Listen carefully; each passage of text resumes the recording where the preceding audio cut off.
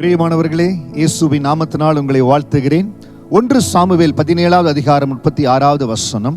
அந்த சிங்கத்தையும் அந்த கரடியும் உம்முடைய அடியானாகிய நான் கொன்றேன். விருத்த சேதனம் இல்லாத இந்த பெலிஸ்தீனும் அவைகளில் ஒன்றை போல் இருப்பான். அவன் ஜீவனுள்ள தேவனுடைய சேனைகளை நிந்தித்தானே என்றான். சவுல் ரொம்ப பயந்து போய், வாலிபனா இருக்கிறான், இந்த தாவீது எப்படி போய் கோலியாத்தை மேற்கொள்ள முடியும் என்று சொல்லி அவனோடு பேசுகிறவன் சொல்லுகிறான், சிங்கத்தையும் கரடையும் அடியானாக நான் கொன்றேன். ஆண்டவர் ஏற்கனவே தாவீதை அந்தரங்கத்துல பலப்படுத்தி இருக்கிறார். அவனுக்குள் ஆண்டவருடைய வல்லமை எவ்வளவு இருக்கிறது, அவனோடு கர்த்தர் எவ்வளவு ஐக்கியமா இருக்கிறார் என்பதை ஆண்டவர் வெளிப்படுத்தி இருக்கிறார். அதனாலதான் தாவீது தைரியமா சொல்லுகிறார், விருத்த சேதனம் அந்த பெலிஸ்தியன் அவர்கள் ஒன்றை போல் இருப்பான், இவன் எம்மாத்திரம்.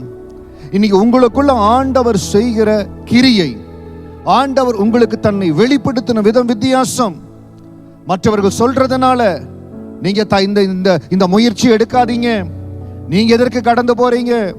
எல்லாரும் ஒரே மாதிரி இருக்கிறாங்க, நீங்க இருந்துட்டு போயிருங்களே.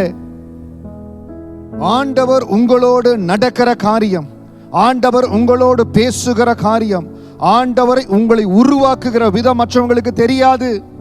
தயவு செய்து தேவன் எந்த இடத்துல எதிர்ப்புகளை சந்திக்கும்படியாய், தன்னுடைய அபிஷேகம் வெளிப்படும்படியாய் தருணத்தை உருவாக்குறாரோ, don't miss the opportunity. தாவீதுக்கு எதிராக அந்த கோலியாத் கடந்து வருகிறார். கோலியாத்தை சந்திக்க வைத்து தாவீதினுடைய கொம்பை உயர்த்தணும்னு ஆண்டவர் சித்தம் கொண்டிருக்கிறார். அருமையான மகனே மகளே, இந்த வார்த்தையை கேட்டு கொண்டிருக்கிறீங்க. ஒரு பெரிய சேலஞ்ச். எல்லாருமே பயந்துக்கிறாங்க. கடந்த 2 வருஷமா யாருமே இதை அட்டன் பண்ணதில்லை. எல்லாருமே பயந்து பயந்து பேக் அடிக்கிறாங்க. தைரியமா கடந்து போங்க. கர்த்தர் உங்களோடு கூட இருக்கிறார். ஆண்டவர் உங்களை பலப்படுத்தி இருக்கிறார். அந்தரங்கத்துல ஜெபம் பண்ணுங்க, ஆயத்தமாங்க. பரிசுத்த ஆவியானவர் உங்களோடு பேசுகிறாரா? பரிசுத்த ஆவியானவர் உங்களை கரம் பிடிக்கிறாரா? உங்களுக்கும் ஆவியானவருக்கும் தெரியுமா? கோ போல்ட். தைரியமா கடந்து போங்க. Go with the boldness. தேவன் உங்களை நடத்துவார்.